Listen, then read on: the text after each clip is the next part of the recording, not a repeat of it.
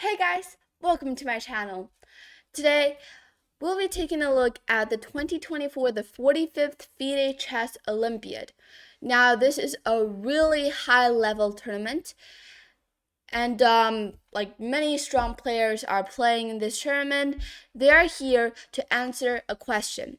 Which nation has the strongest chess player, and which nation is the strongest in the world at chess?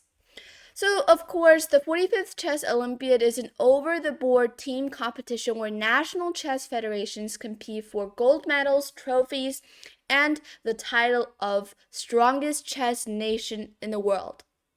So, this is what they're competing for, the title as well as the gold medals. There are more than 190 teams participating in the open section, that is the men's section of the 45th Chess Olympiad, and below are the top 10 seeds and their players. So here we can see that these are some of the featured players, for example, like Fabiano Caruana, Magnus Carlsen, Ding Liren, Anish Giri, and many more strong players. So also, there's the women's section, but today we'll be mainly focusing on the men's section. This tournament has already started actually, but here I'm going to share a game with you guys from round one. Played between Andre Mendez against Levon Aronian. So I think all of you guys know who Levon Aronian is. And as for white, Andre Mendez, he is an FIDE master. He is only rated 2100, and now he is playing against Super Grandmaster Levon Aronian, which is rated 2700. Levon Aronian represents the United States of America, and let's see how this game went. So Andre Mendez is white. He started with e4, the king's pawn opening, and c5. Knight to f3, knight c6, and bishop b5. Now, there are many options for black, basically, like e6, knight f6, or d6. Some players even play a6, but in my opinion, I don't really prefer to play a6 in this position because white's idea of bishop b5, one of white's ideas is to take on c6. So if you go a6, white is going to take on c6 anyways, and you're somehow wasting a tempo with this a6 move. So I really don't prefer to play a6. Of course, it is playable, but just in my opinion, it's not the best option here. In the game, Aronian played knight to f6, putting pressure on the e4 pawn, and now knight to c3, defending the e4 pawn as well as developing g6. So here actually g6 is a pretty sided line. The more common lines are like queen to c7, d6, or even e6, but g6 is somehow not very common. But I guess Aronian's idea is to, well, first of all, because he is facing a 2100 player, he wants to get out of his opponent's preparation, and second of all, he wants to confuse his opponent by playing some sidelines. Of course, grandmasters, they have more opening, they know more opening theories than 2100, so he is probably trying to challenge white. So he played this g6 move, and now you can take a look at both sides' time. They haven't used any of their time yet. And now, after g6, white is starting to use some of his time. He played this e5 move with thinking for about 3 minutes. e5 is the best move, of course. You can also go short castle here, but it doesn't really matter. e5 is okay here. Knight to h5. Now, bishop takes c6, d takes c6, short castle, knight g7. Now, knight g7 is, so it might look a bit dubious, but the idea of knight g7 is actually to get this knight to e6 and then develop with the bishop to g7. Why does black need to develop this way?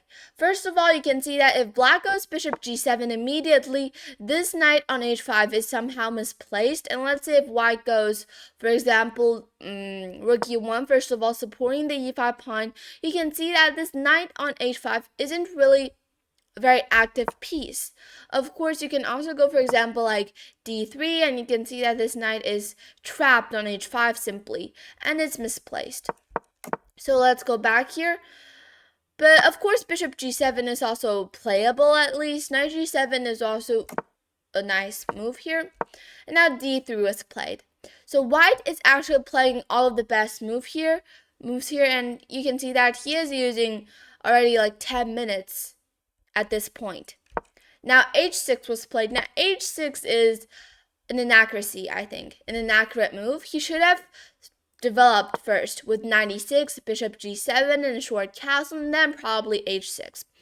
What I think h6 is trying to, first of all, gain control of the g5 square, so white doesn't have any bishop g5 ideas or knight g5 ideas. But I think it is not that necessary in this position because development is the most crucial thing here. h6 was played, and now knight to e4. Knight e4 is, so first of all, it looks like a very normal move, but when you look at it again, you can see that not only does it attack the c5 pawn, but in the future, white also have knight d6 or knight f6 threats. For example, like if white has the opportunity to go rook e1, and let's say if black doesn't do anything, then white will probably have knight d6 ideas, because once black takes, white can take, and there might be some attacks going on. Or knight f6 also works as well. So in the game, b6 was played, but again, knight e6 should have been played instead because development is the most important thing here. Developing the knight, defending the c5 pawn, as well as preparing for bishop g7. But in the game, b6 was played, and now rook to e1. We can see that white is now not threatening immediately, but white does have the idea to go for knight d6 or knight f6. Because if white goes knight d6 or knight f6 immediately after the pawn takes, either on d6 or f6, the knight can now block on e6, and there's simply no more play for white. But of course, white is just preparing for this idea. Now knight f5 is another mistake, I think. Again, knight e6 should have been the best move here. First of all, threatening knight d4 ideas, and then bishop g7 here. The reason that knight f5 is not the best move, not as good as knight e6, is because, first of all, you might say, well, I'm also developing the knight, and I'm having knight d4 ideas. But now you can take a look at the position again. You can see that the knight on f5, okay? So as in the game, c3 was played. And now we can take a look at the knight on f5. It cannot go to d4 anymore because it is now being controlled by the pawn. And in the future, white has h3, g4 ideas to kick this knight. So if black goes bishop g7 here, then white will probably go, for example, like h3 and threaten to like trap this knight on f5 with g4. So that is the main problem with knight to f5. And let's see how the game went. g5 was played. Now, I guess Aronian is just trying to create counterplay on the king side, and he is actually playing these moves a bit fast, I think, and also very inaccurate. These moves, they don't really it doesn't feel like it is played by 2700, really. But I guess probably Aronian just thought that, okay, I'm facing a 2100, and I can just play any kinds of moves to win, but he is wrong. In the game, queen to a4 was played, and already in this position, white has a slight advantage here. First of all, queen to a4, attacking the c6 pawn and threatening g4, actually. So queen to c7 was played. Now, this is a mistake, even considered as a blunder here. We can see that Aronian is just basically blitzing out all these moves. The best option here is to go bishop g7, actually. Just giving up the c6 pawn and going for short castle right away.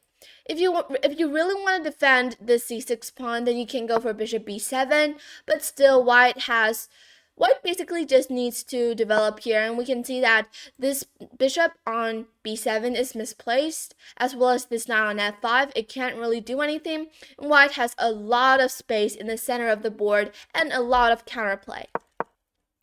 But in the game, Aronian played queen to c7. He only thought for this move about 2 minutes, but it's just considered as a blunder. And you can see that, you can just take a look at the eval bar and see that white is now completely winning. And you can actually pause this video and think, how is white winning this? So you can even imagine that a 2100 is already winning against a 2700 here on move 12, just in the opening part, and the 2100 is already about to win. So actually in the game, he found the best move, the best idea. So if he found it, then that will be great. And this idea is to go for g4. I've actually already mentioned this idea in the in the beginning of the video. And now let's see. Queen to b7 was played. Black basically just needs he can only sacrifice, or it's not considered even as a sacrifice, just simply blundering a knight away. If this knight were to move, let's say, to h4, now there is, first of all, white can take on h4, and after g takes h4, there's knight to d6. We can see that now this idea is put into action, because if the pawn takes, now we can take with the pawn. There are no blocks. Bishop e6 loses the queen, and this is a discovered attack, and black is simply just losing the queen on the spot. And if black goes, for example, like king to d8, now there's knight to f7, winning the rook. And if it goes king to d7, there's also knight f7, and this is just completely winning for white. So can you just imagine that Aronian missed a very easy tactic with g4 knight d6? So it doesn't even feel like these previous 10 moves are played by 2700, right? But let's see how the game went. Queen b7 was played, g takes f5, bishop takes f5. Now white is just simply up a full piece. d4 was played. These are all best moves played by white. Bishop g4 and knight fd2. Probably here, actually, if white were to play d5, this will be immediately winning, I guess. Aronian will be resigning in any moves now, because after, let's say, bishop takes f3, d takes c6, and queen to c7, knight d6 check, king d8, knight f7 check, and let's say king c8, for example. Now there's knight to h8. White is up a full rook now, and there's no reason for black to keep on playing, and probably Aronian will just resign here. So, but in the game, white didn't saw this idea. Actually, I think this d5 tactic is not that hard to spot. And of course, white has still 41 minutes left on the board, and there's just no reason for him to not to spot this idea. But in the game, he blitzed out this move, knight fd2, which is okay, but still, there are now some tricks for black. C takes d4, knight to b3. This is like all good moves by white. Long castle, and now c takes d4, king b8, bishop d2, bishop to d7, and queen to a3. Now, actually, in this position, it is already going a bit strange. White doesn't seem like he knows how to win this. But I think it is reasonable, because at the 2100, it is, of course, definitely your first time facing a 2700 Super Grandmaster. And when you're just finding yourself about to win in the first 20 moves, you will probably lose your mind, and it's hard for you to calm down, to think, to find ideas, and sometimes you might just blunder the game away immediately. And this is what happened in the game. In the first 20 moves, white played excellent. But then after knowing that he is about to win, he is up a full piece, he started to go wrong. Now he played queen to a3. You can see that white is retreating on his pieces back, basically. And now bishop to f5, rook c1, this is okay. White is still winning. e6, attacking the queen, queen to a4, rook c8, and now rook to c3. Of course, the better option would be to go knight to d6, just trade off some pieces and leave black with no counterplay left. Of course, you want to do that because black has the bishop pair. The bishop pair can sometimes be a very tricky. These two pieces can be very tricky. So you definitely want to trade one of them off. But in the game, rook c3 was played, which is okay. But now after king to a8, knight to g3, bishop h3, here white just simply, well, it's not a blunder, but a mistake. And you should always know that in a position when you have an advantage or it's an equalized position, you don't really want to retreat your pieces back for nothing. When you're retreating your pieces back, especially the knight and the queen, back, if you're retreating these two pieces back for nothing, then probably that is just a really bad move. And in the game, knight to f1 was played. Now, what is this move? Okay, I guess his idea is to threaten the bishop on h3, but he missed black's idea here with b5. Now, after knight to f1, white blundered again, and this time blundering the whole game away with knight to a5. Now, this is still probably an equalized position after b takes a4 as played in the game, and after knight to b7, bishop takes f1, and now king takes f1. Probably an easier way to make a draw in this position is to go knight d6, bishop d6, e takes d6 to trade into an opposite color bishop endgame.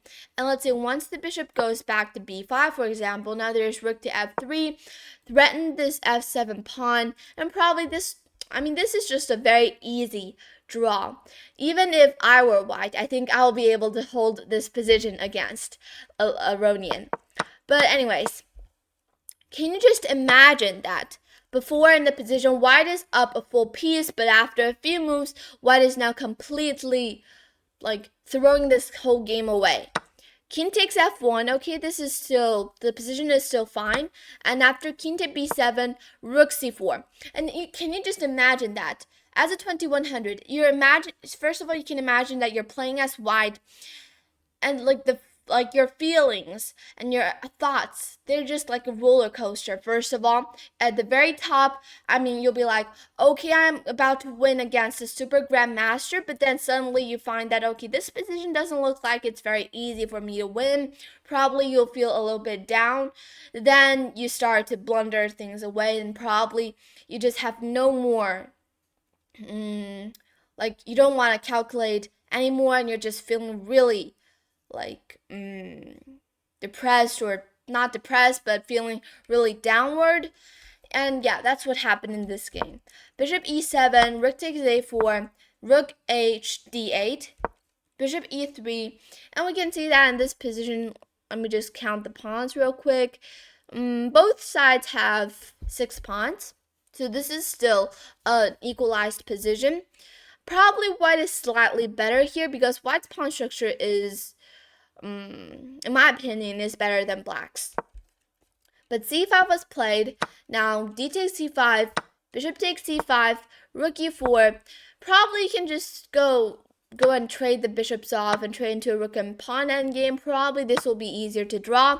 But in the game, rook e4 is played, which is still okay. Bishop e6, bishop takes b6, a takes b6. Rook 1 e2, rook d1 check, king g2, h5. Now, what is black's idea here to win? Of course, this is still an equalized position, but black does have some ideas to create a winning net. His idea is to go, for example, like g4, h4, h3 to create some mating ideas on the king side. And that's what happened in the game. f4 is played. f4 is considered as a mistake here in this position, because f4, now this just gives black the perfect opportunity to push g4. What he should have played was to go for h4, stopping black from pushing h4. And even if black can go for g4, this is still okay now for white, because there are no h4 ideas for black anymore. And we can see that while we'll just probably go rook f4, put some pressure on the pawns, and it will be a easy draw actually. But in the game, f4 is played, and you can see that now. Take a look at the time. White only has 40 seconds left on the clock, so he is taking a lot of time thinking in these few moves. So g4 is played. Now king to g3, rook g8, rook 4 e3, rook f1, rook to f2. Now this just simply allows black to push h4, which wins on the spot. And you can see that probably rook d2 just holds the draw anyways. After h4, king will take on h4, and after rook to f4, probably black will still win because Aronian is up on time, first of all. And second of all, his opponent is already feeling a lot of, feeling pretty negative, so probably he'll still win this game. But anyways, yeah. It's still a draw, basically. But in the game, rook f2 was played, now h4, allowing black to push all of his pawns, and after rook d1, of course, he should have just taken on f2 and transferred into a rook and pawn endgame. This will be easily winning for black because black can create an outside pass pawn on the king side, and it should be easy for Aronian to win. But in the game, rook d1 was played, which is also okay. And now white blundered here with rook e2, and after h3, king to g3, rook g1, king h4, now g3. And here after h takes g3, rook 1 g3, white resigned the game. White resigned here. Because there's just no way for white to stop mating ideas from black. Let's say if white goes, for example, rook c2, now there's just like rook 3 g6, and there's no way for white to stop rook h8 check on the next move. So you can see that this game is really insane. In the first 20 moves, white is completely winning this game. He is up a full piece against Super Grandmaster Levon Aronian, but then he just started to get everything wrong. He is just playing too careful. He is just playing way too careful. He should have just gone for the winning ideas like here. If he had played d5 here in this position. Wait a second. If he had just played d5 here in this position, he will be winning on the spot. And wouldn't that be a very memorable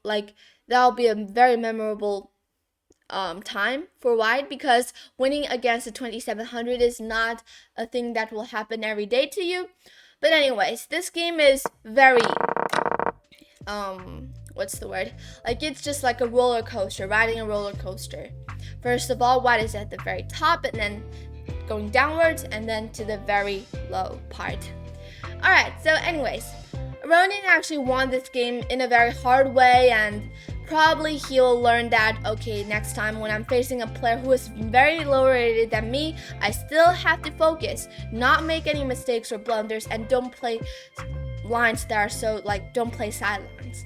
Alright, so I hope you guys enjoyed this game, and please subscribe. I'll see you in the next video. Bye!